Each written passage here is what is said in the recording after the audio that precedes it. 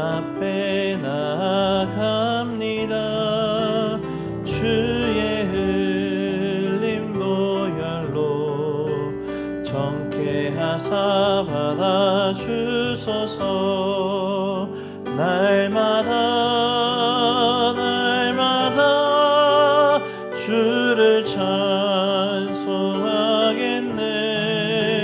주의 사랑 줄로서 나를 굳게 잡아 매소서. 괴로운 세상 지낼 때 나를 인도하여 주소서. 주를 믿고 나가면 나의 길을 잃지 않겠네. 날마다 주를 찬송하겠네. 주의 사랑 줄로서 나를 굳게 잡아 매소서. 세상 살아갈 때에 주를 더욱 사랑합니다. 밝고 빛난 천국에 나의 영혼 들어가겠네. 날마다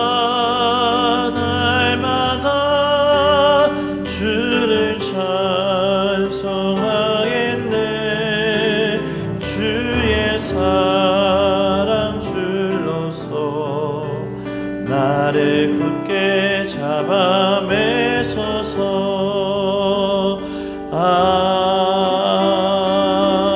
아멘. 우리 다 함께 목도하심으로 주님 앞에 나아가겠습니다.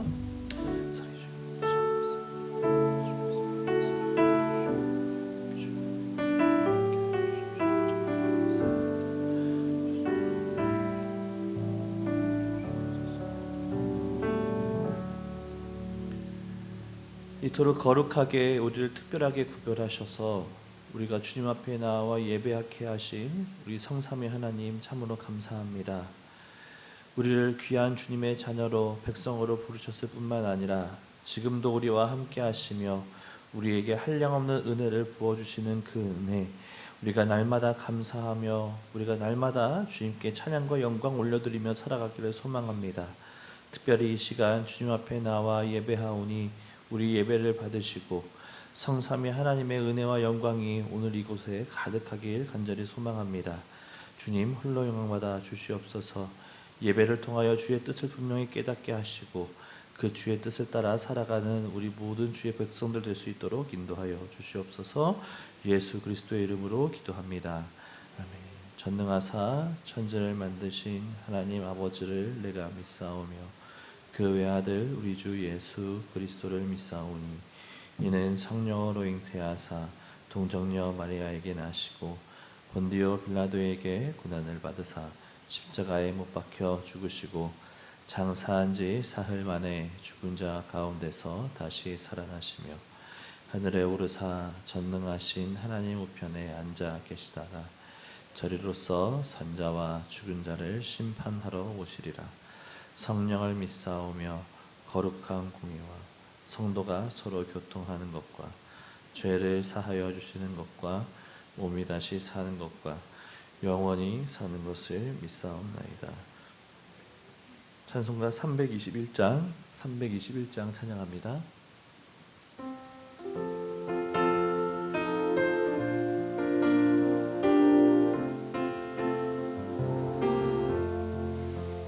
날 대속하신 예수께 내 생명 모두 드리니 늘 진실하게 하소서.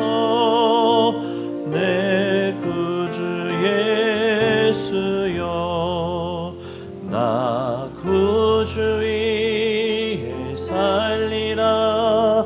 내 기쁨 한량 없으리. 내 갈 길 인도하소서. 내 구주 예수여, 날 구원하신 예수를 일평생 의지하오니 날 영접하여 주소서. 내 구주 예수여, 나 구주 위에 살리라. 내 기쁨 한량 없으니 내 갈 길 인도하소서. 내 구주 예수여, 주 십자가에 달리사 날 자유하게 했으니 내 몸과 마음을 주 위에 다스게 하소서. 나 구주 위에 살리라. 내 기쁨 한량 없으니 내 갈 길 인도하소서. 내 구주 예수여.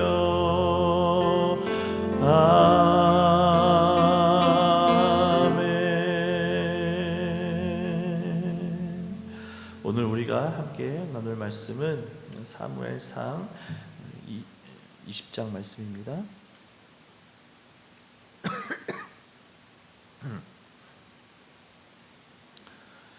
네, 사무엘상 20장 28절에서 32절까지 말씀 우리 교독하시고요. 마지막 절은 함께 읽도록 하겠습니다. 사무엘상입니다.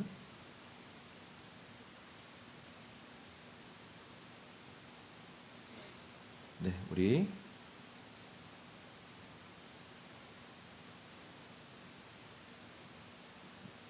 네.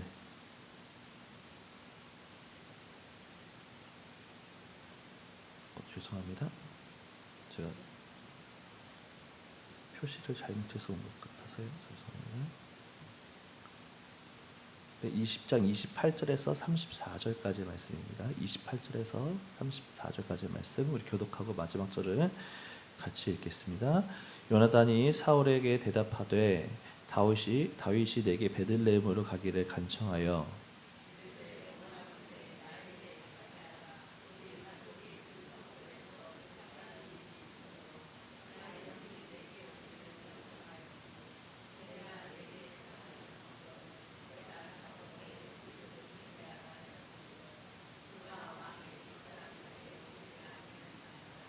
사울이 요나단에게 화를 내며 그에게 이르되 패역무도한 계집의 소생아, 내가 이새의 아들을 택한 것이 내 수치와 내 어미의 벌거벗은 수치됨을 내가 어찌 알지 못하랴.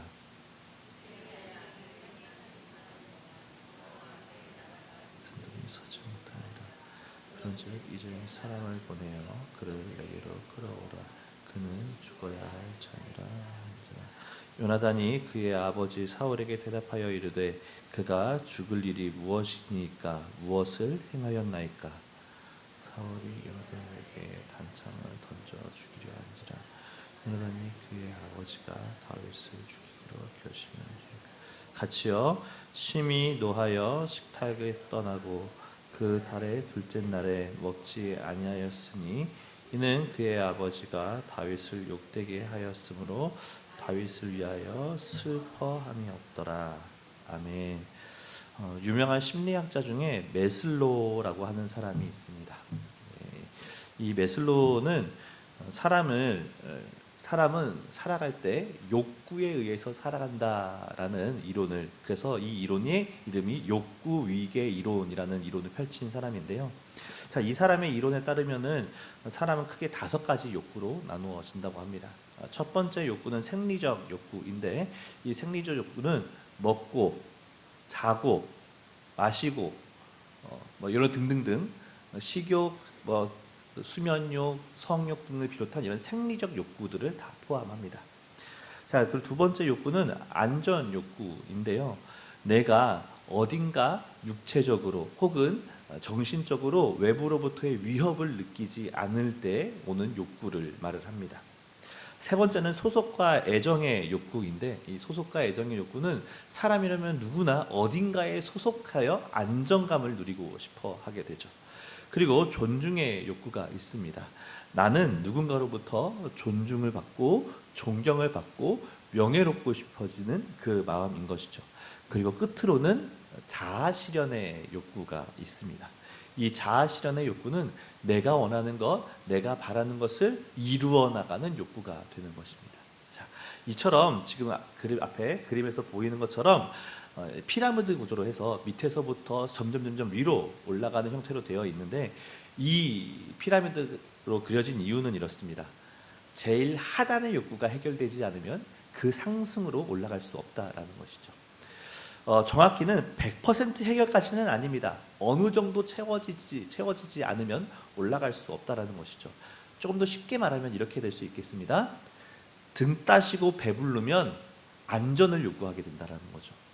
좀 안전하게 시작하면 이제 소속감을 가지고 싶어지게 되고, 소속감을 갖게 되면 이제는 그 소속감 내에서 존중받고 싶어지고, 그 소속 내에서 명예를 누리고 싶어지면 더 나아가 자신을 이뤄내고 싶다라는 것입니다. 자, 사랑하는 여러분, 여러분은 어떠십니까? 여러분들은 여기와 마찬가지이십니까? 제가 이 이론을 듣게 된 첫 번째 상태는, 제가 대학생 때 교수님을 통하여서 교육 심리학이라는 수업을 들을 때 알게 된 내용입니다. 그 교수님께서는 지금은 제가 아주 간략하게 말씀을 드렸지만 각 항목을 아주 구체적으로 자세하게 쭉 말씀을 해주셨습니다. 그래서 모든 사람은 이에 해당해서 이루어진다라고 말씀을 해주셨는데, 끝에 이렇게 말씀해 주시더라고요. 단 예외는 있습니다 라고 말씀해 주셨습니다. 사랑하는 여러분, 혹시 예외가 뭔지 유추가 되십니까? 예외가 어떤 게 있을까요? 교수님은 이렇게 말씀해 주셨습니다. 종교인이요 라고 말씀해 주셨습니다. 종교인은 여기에 예외라는 거예요. 그러면서 그때 그 교수님이 예로 들었던 인물은 바로 간디였습니다. 간디의 삶을 우리가 아주 구체적으로는 알지 못하지만 그가 모든 욕구를 내려놓고 그렇게 살았다는 대략적인 내용은 알고 있죠. 그런데요, 저는 정말 이 욕구를 뛰어넘는 예외의 삶을 살아가는 사람이라면 역시 우리 기독교인, 그리스도인이지 않을까 싶습니다. 물론 욕구 자체를 거부하는 것도 아니고요, 욕구가 절대 악하다라고 말씀드리는 것도 아닙니다. 욕구는요, 하나님께서 허락하여 주신 일반 은총 안에 있음을 우리는 분명히 알아야 합니다. 그런 욕구인데, 우리 기독교인들은 때로는 이 욕구를 뛰어넘는 이 욕구의 질서와는 조금 다른 삶을 살아가더라라는 것이 우리가 쉽게 발견되는 모습 중에 하나입니다. 우리 역사 속에서 발견되고 있는 수많은 기독교의 선교자들이 그러했지 않습니까? 자신의 안전에 보장되지 않았음에도 불구하고 선교지로 마치 나방이 불 속으로 뛰어들듯이 자신의 안전이라는 욕구가 해결되지 않았음에도 불구하고 그곳으로 뛰어드는 모습들이 있었습니다. 그 밖에 많은 기독교 역사 속에서의 우리 선배들이 있었고, 또 우리가 굳이 기독교 역사를 살펴보지 않더라도 성경 속에서도 이 욕구를 뛰어넘는 삶의 모습을 보여주는 많은 우리 신앙의 선배들이 있습니다. 저는 그 중에 한 사람, 성경에서 소개하고 있는 많은 신앙의 선배 중에 한 사람, 저는 요나단을 오늘 이 시간에 함께 나누고자 합니다. 우리는 기본적으로 요나단이라는 이 인물을 생각하면 이렇게 생각이 많이 들죠. 다윗의 친구. 혹 조금 더 확장하면 사울의 첫째 아들. 이 정도로 우리는 쉽게 생각할 수 있습니다. 맞죠? 맞습니다. 그런데 저는 이 요나단을 단순히 누군가의 친구 혹은 누군가의 아들 거기에만 머무르지 않고 정말 자신의 욕구를 뛰어넘는 놀라운 신앙의 모습을 보여준 한 사람으로 삼고 싶습니다. 그래서 제가 저에게 성경의 인물 중 가장 좋아하는 인물을 뽑아봐라 라고 하면 전 딱 두 명을 뽑는데 그 중에 한 사람이 세례 요한이고 또 한 사람이 오늘 본문에 등장하는 이 요나단입니다. 요나단의 모습이 어떠했는지, 특별히 오늘 이 본문에서는 이런 요나단의 마인드가 아주 잘 드러나는 본문이거든요. 이 본문을 통하여서, 그리고 오늘 하는 말씀을 통하여서 우리 또한 이 신앙의 선배의 모습을 따라서 하나님의 뜻을 따라 살아갈 수 있는 우리가 되기를 소망합니다. 자, 이 본문의 배경은 먼저 이렇습니다. 우리 거슬러 올라가서 다윗의 이야기부터 한번 시작해 볼까 하는데요. 사랑하는 여러분, 우리 다윗이 누구를 때려잡았나요? 골리앗이라는 어마어마한 장수를 때려잡았죠. 자, 이 다윗이 골리앗이라는 장수를 때려잡고 받게 된 전리품이 무엇입니까? 사울의 사위라는 전리품을 받았습니다. 이미 약속된 바 있었죠. 사울이 아무도 저 골리앗을 이기지 못하는, 아무도 저 골리앗 앞에 덤비지 못하는 상황에서 사울이 내건 공략이었습니다. 저 골리앗을 무너뜨리면 내 사위로 삼아주겠다 라고 공략을 내걸었고, 다윗은 그 공략과 상관없이 하나님을 모독하는 저 할례받지 못한 자를 때려잡아 어쩌다 보니 부수적인 사은품으로 사위라는 직책을 얻게 되었습니다. 자, 여러분, 오늘날 대기업의 사위가 된다고 하면 어떨까요? 어마어마한 신분 상승이라고 할 수 있겠죠. 그런데 사울은 대기업의 CEO 정도가 아닙니다. 한 나라의 왕입니다. 그리고 다윗은 그 왕의 사위가 된 것이죠. 자, 그러면 이제부터 다윗의 삶은 어때야 일반적이고 우리가 쉽게 납득할 수 있는 삶일까요? 탄탄대로여야 하는 것이 우리가 일반적으로 생각하는 모습입니다. 마치 레드카펫 쫙 깔려있는 모습이어야 되겠죠. 레드카펫 정도가 아니라 왕이 사는 그 성이 자신이 사는 집이 된 것입니다. 그런데 실제 다윗의 삶은 어땠죠? 반대였습니다. 탄탄대로가 아니라 박해가 시작되었습니다. 누구로부터? 사울 왕으로부터, 자신의 장인어른으로부터의 이 핍박이 시작되었습니다. 그냥 핍박이었습니까? 싫어하는 정도의 핍박이었습니까? 아니요. 왕 옆에 앉아 있었더니, 쉽게 생각해 볼게요. 장인어른 옆에 앉아 있었더니 갑자기 창이 날라옵니다. 장인어른과 함께 좀 있었더니 갑자기 살해 위협이 날려옵니다. 이 정도의 위협이 그 삶 속에 있었던 것이죠. 그래서 그때부터 다윗은 여러 가지 피할 길들을 찾아다니고 막 그 국리를 하면서 돌아다니게 되죠. 그렇게 살다가도 어느 순간이 되면 함께 식사 자리를 하게 되는 경우들이 분명히 있을 겁니다. 특별히 아주 중요한 식사 자리들이 생기게 될 것이죠. 오늘 본문이 등장하는 이 20장 앞부분이 바로 그 식사 자리가 열리는 장면입니다. 그리고 그 장면에 앞서서 다윗과 요나단, 그러니까 사울의 첫째 아들인 요나단과 다윗이 한 가지 약속을 주고 받습니다. 그 약속이 무엇이냐면, 내가 이렇게 하면은 아버지가 너를 향한 살해 위협을 가지고 있으니 내가 이렇게 하면 넌 도망가고, 내가 또 이렇게 하면은 남아서 같이 식사를 하면 된다라는 서로의 사인을 주고 받습니다. 아니나 다를까 사울 왕의 아들인 요나단이 확인한 것은 사울이 여전히 다윗을 죽이려 한다는 그 마음을 확인하게 되었고, 다윗에게 어떤 사인을 보냈을까요? 남아서 식사해라 아니면 도망가라. 도망가라는 사인을 주게 된 것입니다. 자, 여기까지가 사전 배경이고, 그리고 오늘 본문 말씀이 시작되는 것이죠. 자, 오늘 본문 말씀 28절에 보면 이렇게 기록하면 시작합니다. 요나단이 사울에게 대답하되 다윗이 내게 베들레헴으로 가기를 간청하여 라고 하면서 시작하게 되죠. 자, 앞에 말씀드렸던 것처럼 이미 요나단과 다윗 사이에 약속이 있어서 다윗은 참석하지 않는 것이 사실로 되어 있습니다. 다윗이 참석하지 않는 상황이 되자 요나단이 사울에게 다윗의 상황을 전달해 주는 것이죠. 다윗이 이러이러해서 못 오게 되었습니다 라는 겁니다. 그래서 29절 하반절에 그 결과가 나타나게 되죠. 그가 왕의 식사 자리에 오지 아니하였나이다 라는 것입니다. 다윗이 왕의 식사 자리에 함께 이 식사의 식탁 아래에 함께 모여야 되는데 다윗은 함께하지 못하게 되었다라는 것을 전달하게 되죠.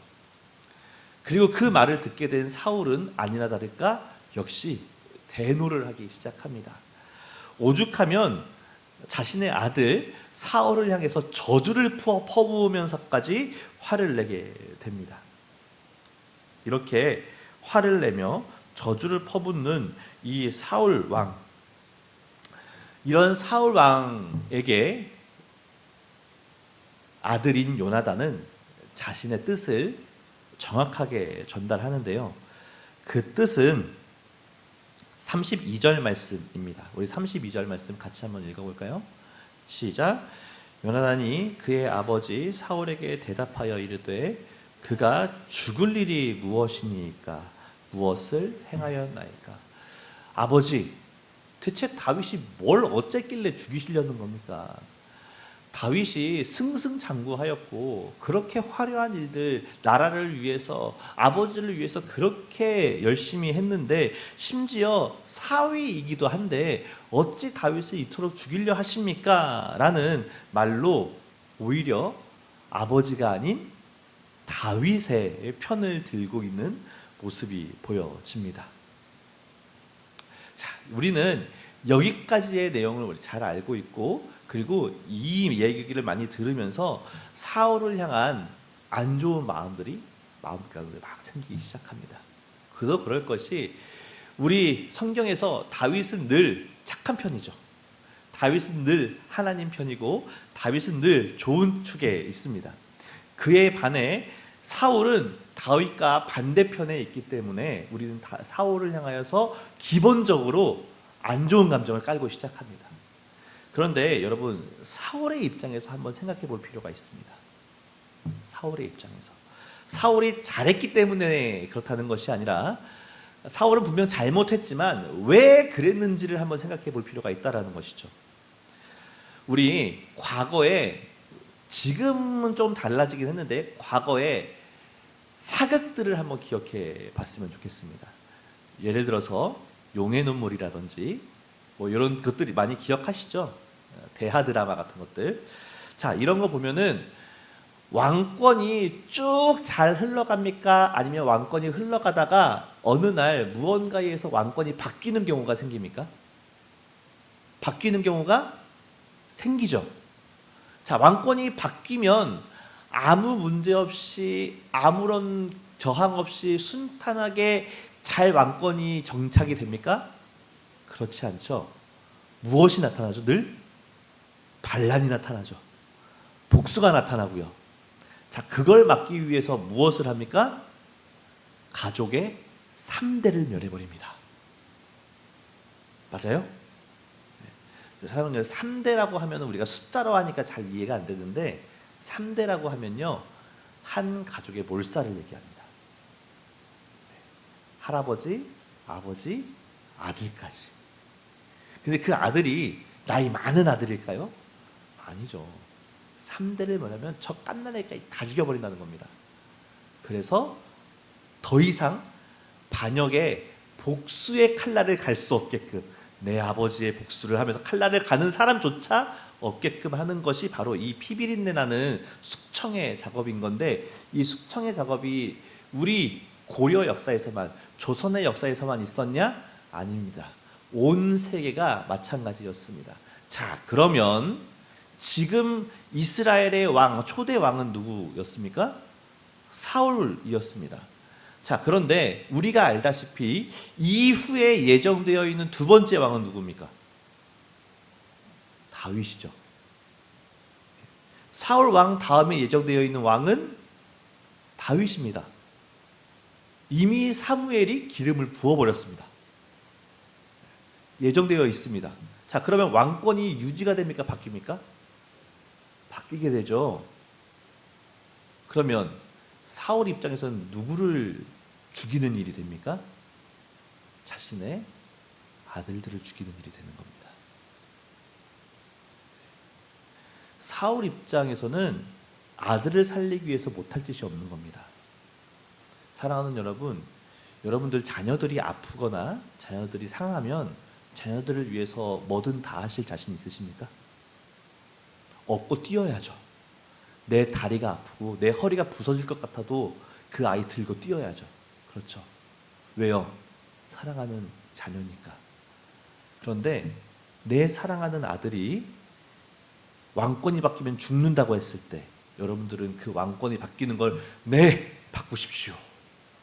네, 제 아들도 죽이십시오. 하시겠습니까? 사울이 지키는 것은 단순히 자신의 왕좌만이 아닙니다. 왕권인 것이고 가족인 것이죠. 자, 그 마음이 정확하게 드러나는 표현이 있습니다. 자, 오늘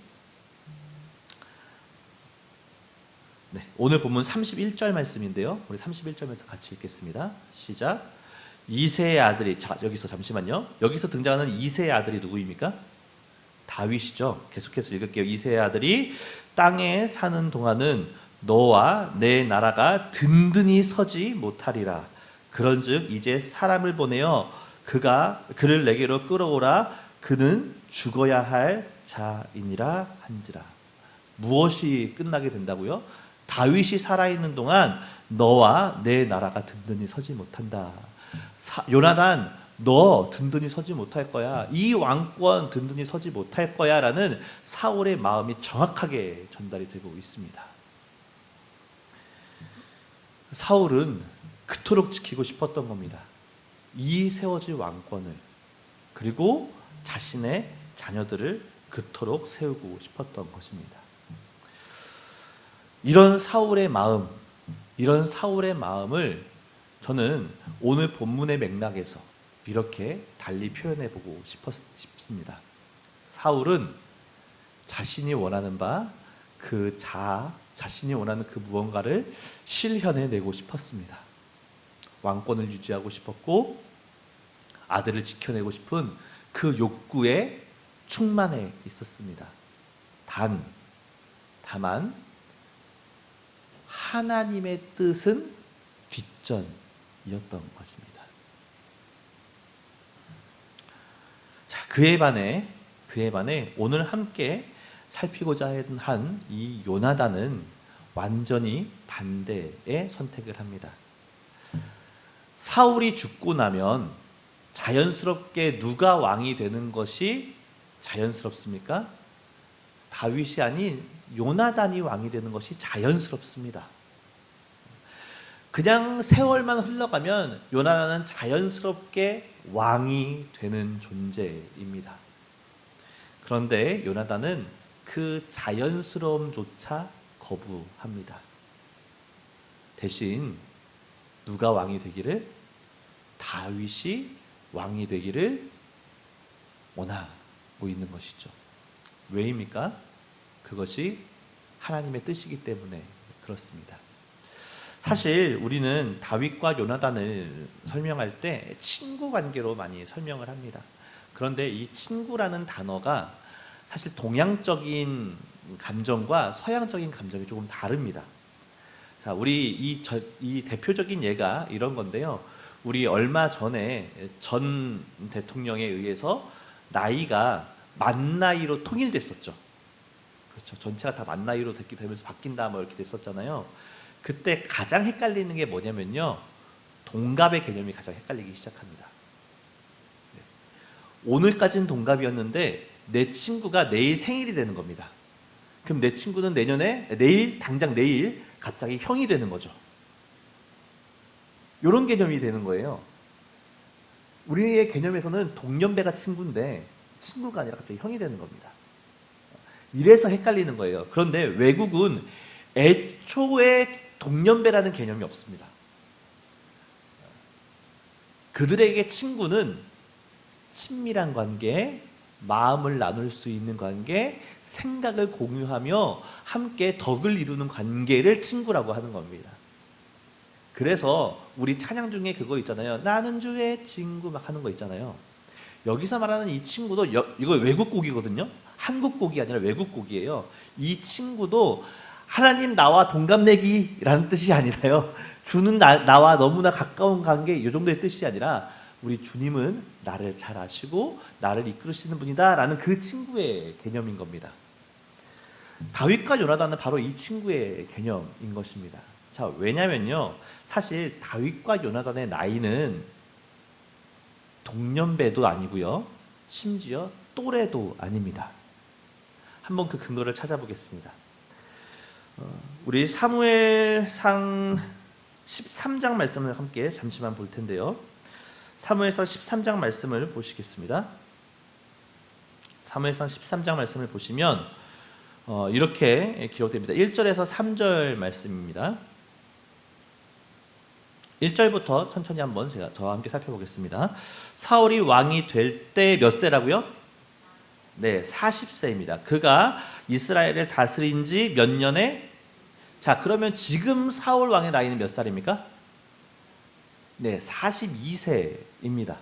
혹 학자들에 따라서 41세라고 말하는 경우도 있는데, 네, 한두 살 차이 우리 어느 정도 유념하고 넘어가겠습니다. 자, 그래서 2절에 이스라엘 사람 3,000명을 택하여 그 중에 2,000명은 자기와 함께 믹마스와 베델산에 있게 하고 1,000명은 요나단과 함께 베냐민 기브아에 있게 하고 남은 백성은 각기 장막으로 보내니라. 요나단이 게바에 있는 블레셋 사람의 수비대를 치매 블레셋 사람이 이를 들은지라. 자, 여기까지만 읽어봤을 때 지금 사울의 첫째 아들 요나단은 어디에 있습니까? 전쟁터에 있습니다. 맞습니까? 심지어 장수로 있습니다. 그렇죠? 총 3,000명의 군대 중에 1,000명을 거스리는 장수로 있습니다. 자, 그런데요, 우리 민수기 말씀을 잠깐 살펴볼 텐데, 민수기 1장에 보면은 여러분, 민수기는 이스라엘 백성의 숫자를 세는 거라는 걸 잘 알고 계시죠? 근데 그 숫자를 전체를 다 세는 게 아니라 군사의 숫자를 세는 거거든요. 우리 민수기 1장 18절 말씀을 볼게요. 시작. 둘째 달 셋째 날에 온 회중을 모으니 그들이 각 종족과 조상의 가문을 따라 20세 이상인 남자의 이름을 자기 계통별로 신고하며, 우리 20절 말씀도 같이 읽어볼까요? 시작. 이스라엘의 장자 르우벤의 아들들에게서 난 자들을 그들의 종족과 조상의 가문을 따라 20세 이상으로 어디에 나갈 만한? 싸움에 나갈 만한, 전쟁터에 나갈 만한 사람을 계수했대요. 몇 세 이상? 20세 이상을 계수한 거예요. 그러니까 이스라엘은 기본적으로 전쟁터에 나가는 사람이 몇 세냐면 20세는 넘어야 되는 겁니다. 자, 그러면 방금 전에 요나단이 어디 있었다고요? 전쟁터에. 그럼 요나단의 최소 나이가 몇 살입니까? 최소 20세입니다. 아마 요나단은 왕의 아들이라는 신분 때문에 약간의 특혜를 받아서 그래서 장군의 자리에 있었던 것이 아닐까 싶기는 합니다. 네, 최소가 20살이고 조금 더하면 더했을 수 있겠다라고 생각해 볼 수 있겠죠. 자, 그런데 이 요나단의 끝도 중요할 텐데요. 요나단의 끝은 사무엘상 31절에 등장합니다. 31장 2절 말씀, 사무엘상 31장 2절 말씀 우리 같이 한번 읽겠습니다. 시작. 블레셋 사람들이 사울과 그의 아들들을 추격하여 사울의 아들 요나단과 아비나답과 멜기수아를 죽이니라. 자, 여기서 요나단이 죽게 되죠. 자, 여기가 어디냐면 사무엘상의 끝이고, 즉 사울 왕이 죽는 장면의 마지막 전투 장면입니다. 자, 여기 보니까 요나단이 어떻게 되었다고요? 죽었대요. 자, 여기서 죽었다고 하는데 이 죽었을 당시에 나이가 구체적으로 기록되어 있지는 않은데 많은 학자들이 공통된 의견은 이때 사울의 나이, 누구의 나이요? 사울의 나이가 한 80세쯤 되었을 것이다 라고 추측합니다. 몇 세요? 80세. 아까 전에 42세 때 요나단이 20살이었으면 80세가 사울이었으면 지금 요나단이 죽은 나이는 몇 세 정도? 네, 60세, 최소 60세라는 거죠. 그렇죠? 60세 정도의 나이가 되었다라는 겁니다. 그리고 조금 지나서 다윗이 왕위에 오르게 되거든요. 이렇게 사무엘상 31장이 있고 조금 지나서 다윗이 왕위에 오르게 되는데 그 왕위에 오르는 장면이 사무엘하 5장에 등장합니다. 사무엘하 5장 4절 5절 말씀 앞에 준비되어 있는데요. 같이 읽을게요. 4절 5절 같이 읽습니다. 시작. 다윗이 나이가 몇 세? 30세의 왕위에 올라 40년 동안 다스렸으되 헤브론에서 7년 6개월 동안 유다를 다스렸고 예루살렘에서 30년 동안 온 이스라엘과 유다를 다스렸더라. 자, 이렇게 기록되어 있습니다. 자, 그럼 다시 한번 계산해 볼 수 있습니다. 요나단이 몇 세에 죽었다고요? 60세. 그로부터 조금 지나서 다윗이 왕위에 올랐는데 그때 다윗의 나이가 몇 세? 30세. 그러면 요나단과 다윗의 나이 차이가 대략 몇 세 정도? 30세 정도의 차이가 난다는 겁니다. 자, 이걸 제가 왜 구구절절하게 설명을 하냐면요, 사실 그냥 쭉 대놓고 설명하고 끝나면, 말씀드리고 끝나면 참 좋을 텐데 이렇게 거창하게 설명드리는 이유는 뭐냐면요, 요나단은 특별한 일이 없었으면은 30년 동안 왕좌에 앉아서 그 왕위를 다스릴 수 있었다라는 겁니다. 맞습니까? 다윗이 충분한 나이가 돼서 그 나이를 잘 돼서 해도 요나단은 아주 풍성한 연도 동안 이 이스라엘을 다스리는 왕으로서 자리할 수 있었던 거예요. 그런데 요나단은 그것조차 거부한 겁니다. 왜요? 다윗이 왕이 돼야 되니까. 요나단 입장에서 나는 왕이 될 존재가 아닌 거예요. 다윗이 왕이 돼야 되는 거예요. 그 이유는 아주 간단합니다. 하나님이 택하셨으니까. 하나님이 뜻이 그러하니까. 그래서 오늘 말씀은 이렇게 제목을 붙여보았습니다. 하나님의 뜻이라면. 요나단의 입장에서 하나님의 뜻이라면 제 왕권쯤이야. 하나님의 뜻이라면 심지어 제 목숨쯤이야 가 된 것입니다. 사랑하는 여러분, 요나단의 이 마음, 하나님의 뜻을 향하여 이토록 겸손했던, 하나님의 뜻을 향하여 이토록 갈망했던 이 마음, 저는 이 마음이 우리에게도 함께 있기를 소망합니다. 사랑하는 여러분, 요나단은 그저 다윗의 친구이기에라고 말하기에는 그의 인생이, 그의 삶이 너무나 적게 표현됩니다. 요나단은 하나님의 뜻이라면 모든 것을 할 수 있었던 사람입니다. 우리 또한 그렇게 되기를 소망합니다. 하나님의 뜻이라면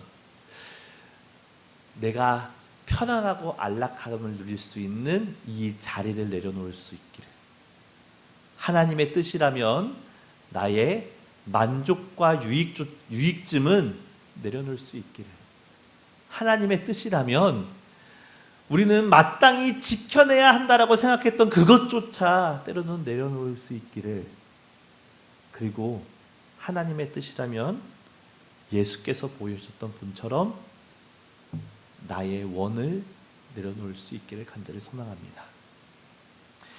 끝으로 하나님의 뜻, 그 하나님의 뜻의 놀라운 신비를 말씀드리면서 말씀을 마칠까 합니다. 요나단은 하나님의 뜻이 너무나 귀했습니다. 그래서 그 모든 뜻을, 자신의 욕구를 내려놓을 수 있었습니다. 그런데 그 하나님의 뜻은 그냥 하나님의 뜻이 아니라 저는 이렇게 표현해 보고 싶습니다. 따라해 보시겠습니까? 무려 하나님의 뜻입니다.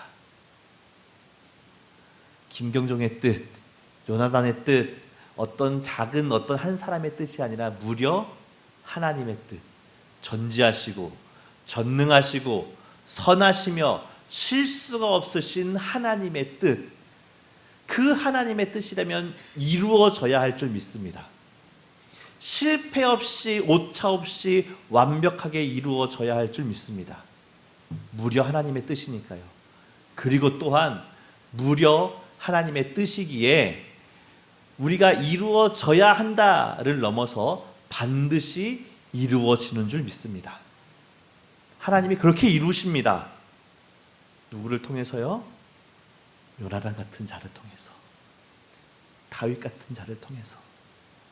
그래서요, 사랑하는 여러분, 사실 우리는 장래 희망을 갖기도 하고 꿈을 갖기도 합니다. 이것을 기독교의 표현으로 이렇게 표현하죠. 비전을 품는다라고 표현을 하기도 합니다. 사실 어느 순간부터 이 비전이라는 단어가 어느 순간부터 자신의 장래 희망 정도로 나눠지는 경우가 굉장히 많습니다. 조금 더 야박하게 말씀드리면 비전이라는 이름 속에 나의 야망을 깊숙이 숨겨놓는 경우가 너무나 많습니다. 실제로는 내 야망인데 내 야망을 비전이라는 이름으로 포장되어 있는 경우가 너무나 많다는 것입니다. 사랑하는 여러분, 다윗을 통하여 이루어진 것은 무엇입니까? 하나님의 비전입니다. 요나단이 이루고자 했던 것은 무엇입니까? 하나님의 비전입니다. 하나님께서 우리를 통하여서 이루고자 하는 것이 무엇입니까? 하나님의 비전을 이루어내시기를 원하신다는 것을 우리가 기억할 수 있기를 간절히 소망합니다. 그러하기에 요나단의 삶은 실패한 삶이 아닙니다. 누군가는 보았을 때 아무런 권력도 갖지 못하고 처참하게 전쟁터에서 죽어나간 요나단을 향하여 실패한 인생이라 말할 수 있을지 모르겠으나 하나님의 뜻을 향하여 달려갔던 요나단의 인생은 결코 실패한 인생이 아니고, 또한 하나님의 뜻이 이루어지는 우리의 삶이기에 우리의 삶은 결코 실패할 수 없는 삶임을 기억하시기를 간절히 소망합니다. 사랑하는 여러분, 우리 그렇게 반드시 이루어지는 하나님의 뜻을 향하여 달려가는 우리가 되기를 소망합니다. 하나님의 뜻이 우리 삶 가운데 이루어짐을 믿으며 나의 요망, 나의 야망, 나의 무언가를 이루어가는, 나의 욕구를 채워가는 삶이 아닌 하나님의 뜻을, 하나님의 비전을 실행해 나가는 우리가 될 수 있기를 간절히 소망합니다. 그리하여서 나를 통하여 하나님의 뜻이 이루어지고 그 뜻을 이루어짐을 볼 때마다 다시 한번 하나님께 영광과 찬양을 올려드리는 우리가 될 수 있기를 간절히 소망합니다. 우리 찬양하고 주님 앞에 기도하며 나아가시겠습니다.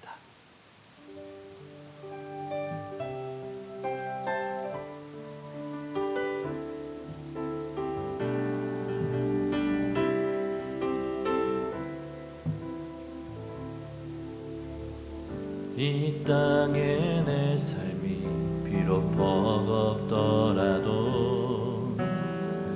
주님의 선하심 나 믿으며 가네. 이 작은 자통에 주가 이뤄가시니 감사로 사는 삶 나 살기 원하네. 내 삶의 시간 속에 주 일하시네. 내 모든 여정 속에 함께 하시네.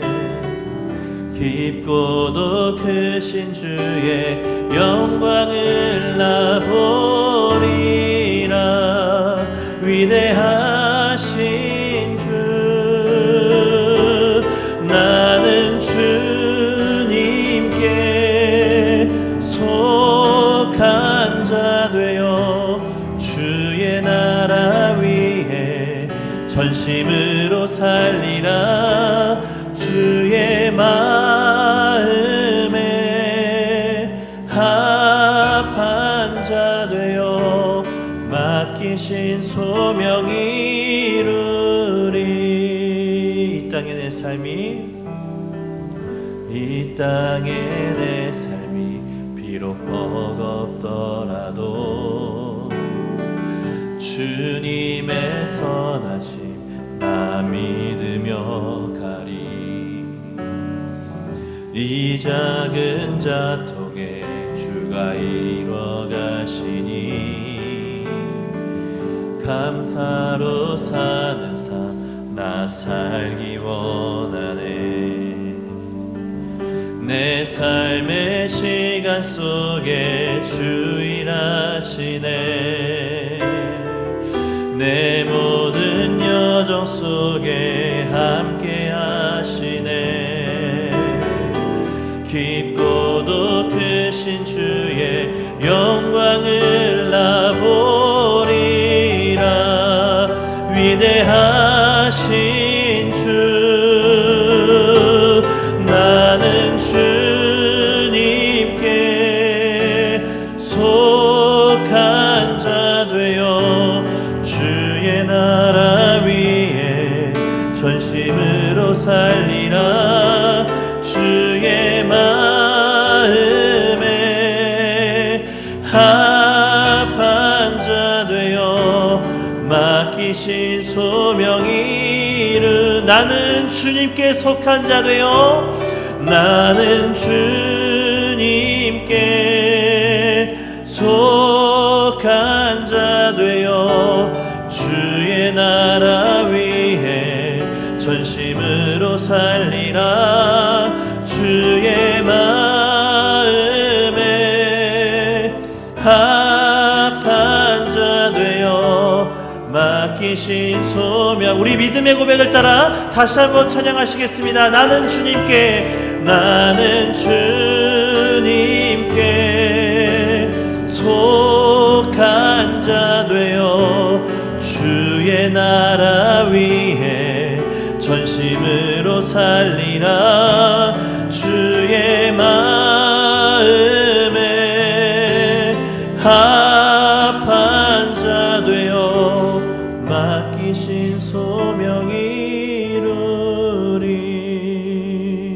우리가 이 시간에 함께 기도하시며 나아가시길 원하는데요, 오늘 말씀을 기억하시면서 주님, 내가 지금껏 무엇을 나의 삶의 기준으로, 무엇을 나의 삶의 원동력으로 살아갔습니까?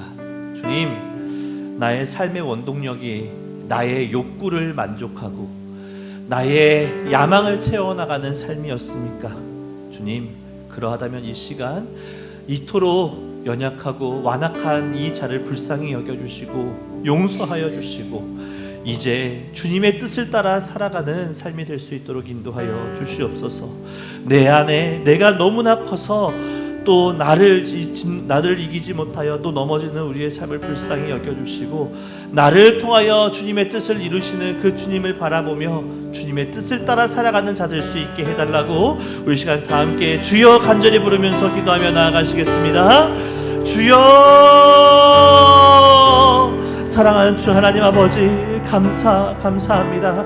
나의 삶 속에 주님께서 놀라운 은혜를 펼치시며 나의 삶을 주님의 자녀로, 주의 백성으로, 주님께 속한 자로 세워주신 주님 참으로 감사합니다.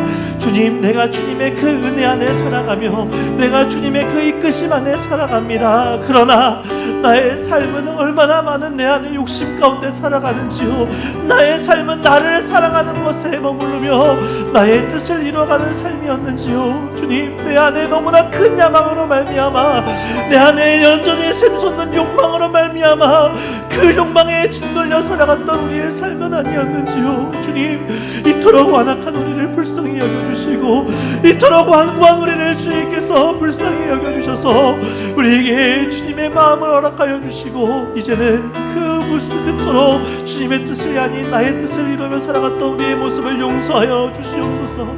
이제는 주님의 뜻을 위하여 살아가겠노라. 이제는 주님의 뜻을 이루며 살아가겠노라. 결단 다짐하며 살아가는 우리가 될 수 있도록 인도하여 주시옵소서. 우리의 삶에 주님의 뜻을 이루어 가시는데, 우리의 삶에 주님의 뜻을 펼쳐나가시는데 나의 야망을 내미는 것이 아니 주님께서 허락하시는 그 비전을 쫓아 살아가는 주님의 뜻을 이루며 살아가는 우리가 될 수 있기를 간절히 소망합니다. 주님, 우리에게 주의 뜻을 펼쳐주시옵소서.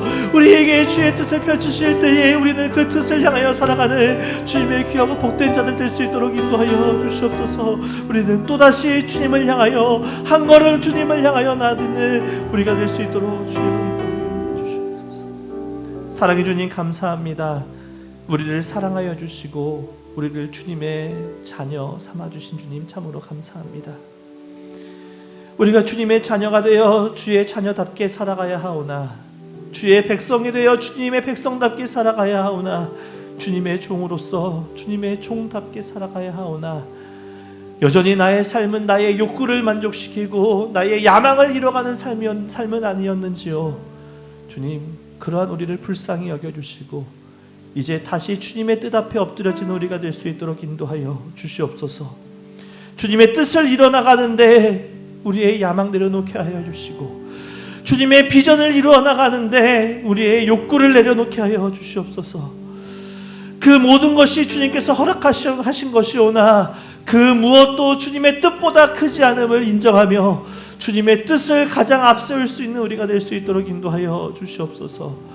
그리하여서 주님께서 우리를 통하여 주의 뜻을 펼치실 때에, 우리를 통하여 주님의 비전을 이뤄 가실 때에 우리는 그 뜻 앞에 순종하게 하여 주시고, 우리를 통하여 주님의 뜻을 펼치시는 그 영광을 바라보며 주님께 찬양 올려드리는 우리의 삶이 될 수 있도록 인도하여 주시옵소서.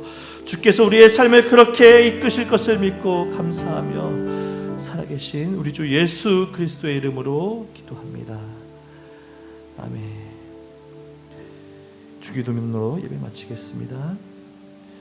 하늘에 계신 우리 아버지여, 이름이 거룩히 여김을 받으시오며 나라에 임하시오며 뜻이 하늘에서 이루어진 것 같이 땅에서도 이루어지이다.